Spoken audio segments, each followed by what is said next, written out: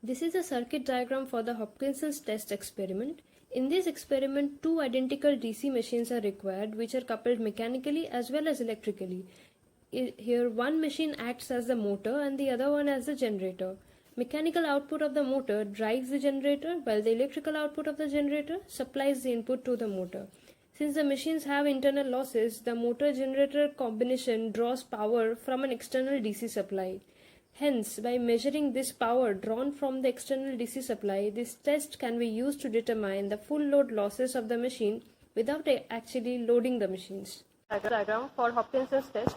We have identified one of the machines as a motor and another machine as a generator. And these are the meters, as you can see. MF signifies the motor field ammeter, MA is the motor armature ammeter, GA is the generator armature ammeter, and GF is the generator field armature. And as you can see, all the other components have been marked. Motor field, this is a motor field rheostat, generator field rheostat, the switch which will connect the armature of the generator to the supply, and this is the switch which will connect the field of the generator to the supply. And this is a gang rheostat to start the motor. To perform the experiment, the first step is to run the DC motor as a shunt motor. So to start one of the motor as the shunt motor, this is the whole setup. We'll first turn on the supply, the DPST will be turned on, and the gang rheostat will be changed from maximum position to the minimum position, and we will check the direction of the rotation in between. It should be according to what it is mentioned, and the direction is towards this side. Once the motor is started, we'll proceed to the next steps. Step 1. Turning on the DPST.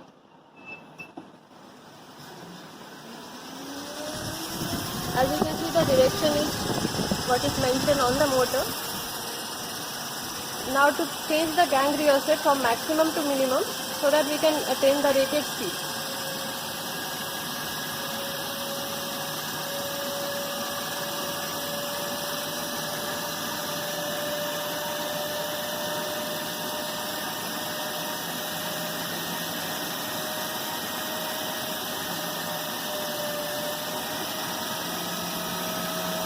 Sorting the gang rheostat.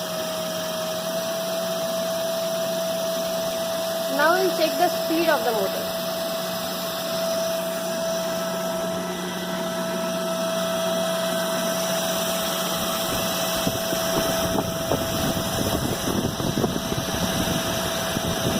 The rated speed of the motor is 1500 rpm. As you can see, it is 1360 rpm approx.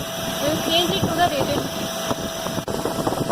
Change the RPM of the motor to rated RPM, that is 1500. We will change the motor field by changing the motor field rheostat.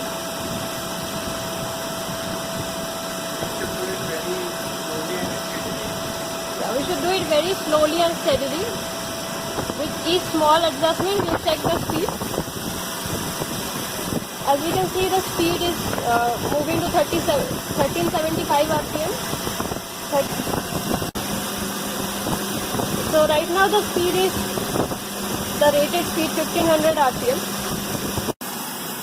So this is the meter readings for the motor field and the motor armature. We will mark the direction which the meter is showing, and we will assume this as our positive convention.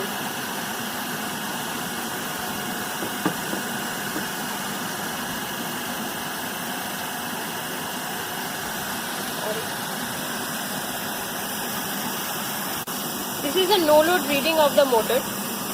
It is connected to 2.5 ampere terminal. You can see the readings for the motor field. And this is for the motor armature ammeter. It is connected to 20 ampere terminal. Since this is running at no load, the reading is very less. So right now the generator is only mechanically coupled. To electrically couple the generator, we'll first turn the generator field on. And before turning that on, we'll first check whether 220 volt is coming across the switch of the field, that is SF.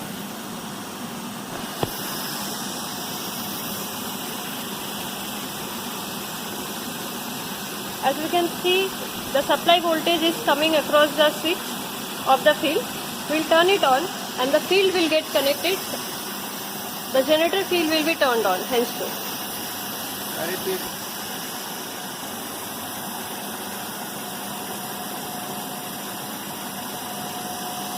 So right now the generator is capable of building voltage on its own. Across the generator armature terminals, this is the generator voltage that we are getting.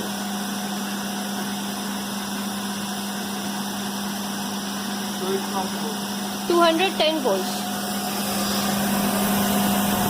210 volts. terminal A and AA. Now to connect the armature of the generator to the motor and to the supply, we have to check the voltage across the switch should be 0. But however, we have seen the generator is generating somewhere around 210 volts and our supply voltage is 203 volts. So we can expect somewhere around 7 volts across the switch. So this is the difference in the voltage of the generated voltage and the supply voltage.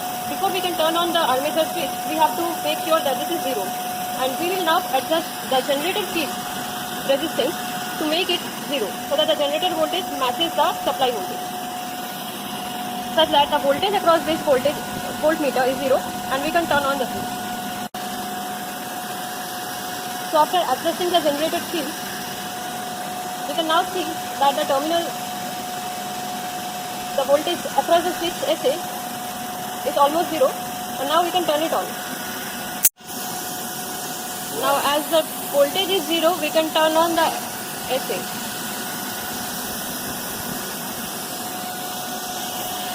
So at this point, SA is closed, SF is closed. The motor and the generator are mechanically coupled as well as electrically coupled.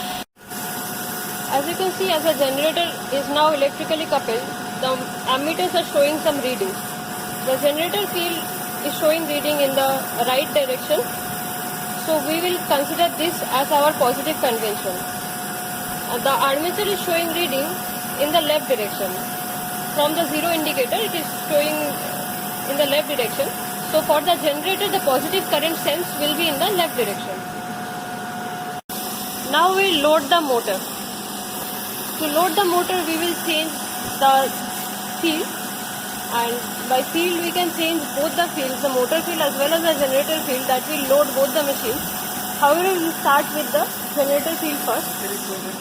This is the initial reading for the motor armature current. The current will increase. So when the loading starts, the motor armature will be pointing towards the right end, and this is the reading for the generator armature. Currently it is showing a very less value of current because currently it is at no load position. Now we load the motor by changing the generator field.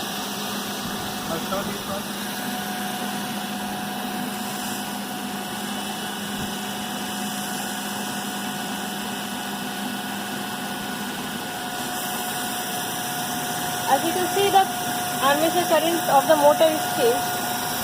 This is a new reading after loading the motor. It's how much? 4 near about 4 ampere. And this is the generator armature reading. That is also near to 4 ampere. So right now the generator is supplying the motor, and whatever difference is there, this is a loss. And about the field ammeter reading, the field readings will be almost same. The slight changes are due to the non-idealities, which we will neglect in this experiment. If we check the speed of the motor after loading it, we will see that there is a sudden change of about 10 rpm from the rated speed. This is a drawback of the experiment. Now we load the motor further, but as you can see that the generator field rheostat is almost in its extreme end. we load the motor using the motor rheostat by weakening the field, increasing the speed. Moving in this side. So by increasing we can see motor is getting loaded. The motor is getting loaded. The indicator is moving more towards the right side, and this is the new value of the motor armature current.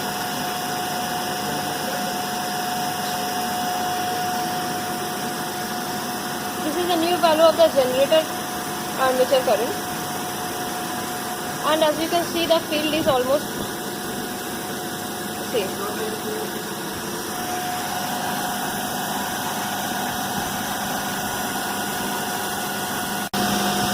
As we have weakened the field, the speed has increased. As you can see, it's about 1500 RPM, 15 RPM.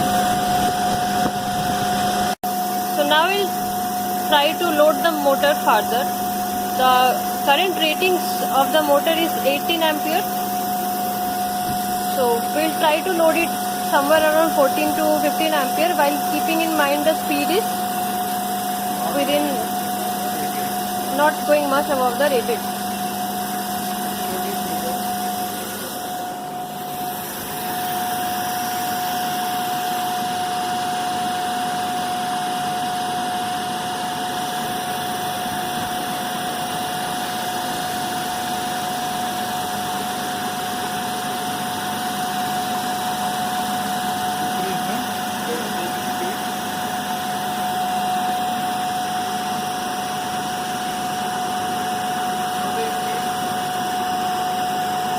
So this is a new reading. The speed has increased to 17 RPM. Loading the motor further by adjusting the motor field, weakening it. You can see that the armature current is still going higher. You can again check the speed. We will again check the speed.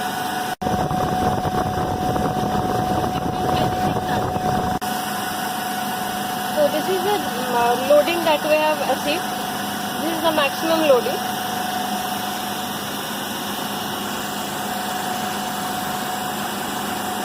The motor armature reading. The generator armature. This is the field current of the generator.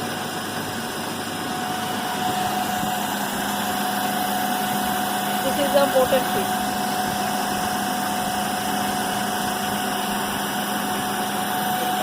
Now we will not load it further in the motor side.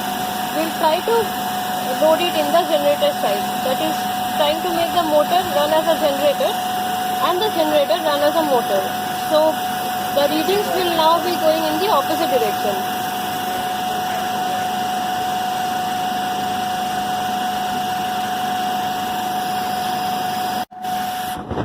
Now since it's a back-to-back test, we will now run the motor as a generator and the generator as a motor. To do this, we will have to make the loaded condition, to make the armature current 0, we have to unload the motor. To unload the motor, we will have to adjust the rheostat, field rheostat.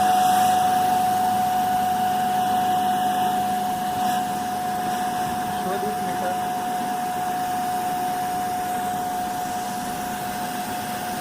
And we are adjusting this field, motor field.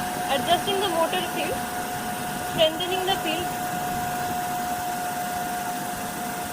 We are achieving the null position for the motor armature. Okay, we will not go further because then speed will decrease. है ना? So we can see that the generator has also unloaded since both are electrically coupled. Now I show this one. So now changing the generator field. Show the meter.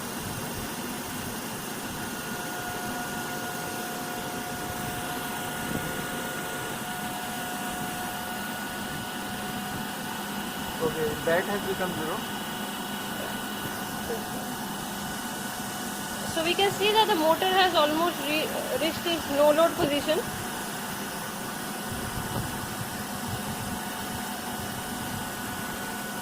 And and the generator is also supplying the no load current. Now starting with the motor armature reading at the null position, and similarly the generator armature which is slightly above than the null position, will now load the motor in the opposite direction, such that the motor becomes the generator and the generator becomes the motor. And we will do that by adjusting the field rheostat, the motor field rheostat.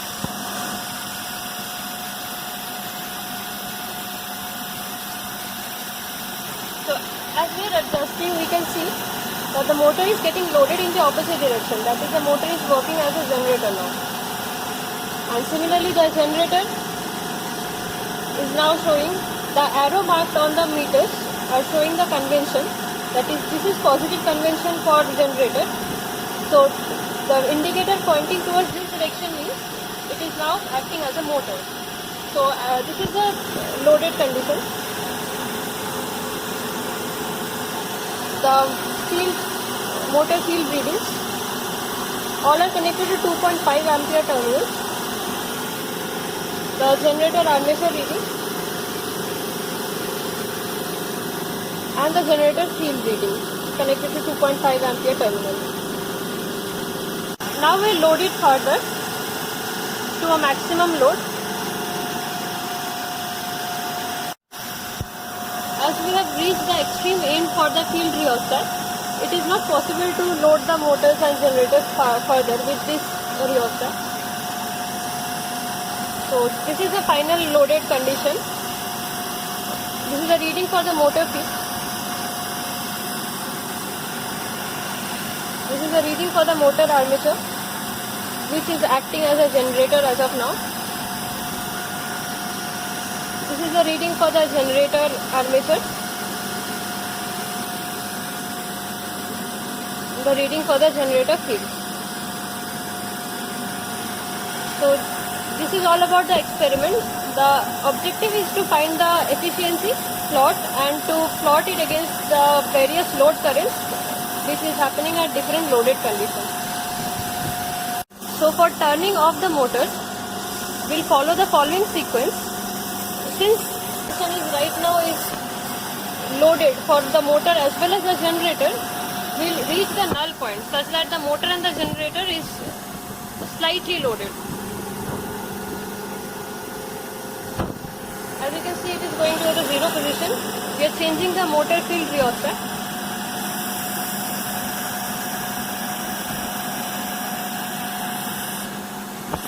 So this is the null position. So now we will cut off the armature of the generator. It is connected by the switch SA. Now we can cut off the field of the generator, the switch SA. So now the generator is completely cut off electrically. The motor is only running as a DC shunt motor. To turn off the DC shunt motor, we will turn off the SPST switch across the gang rheostat first. And now we will change the gang rheostat from the minimum position to the maximum position.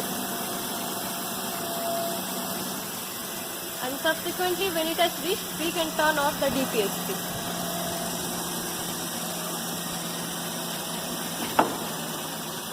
And turning off LCD is the last step.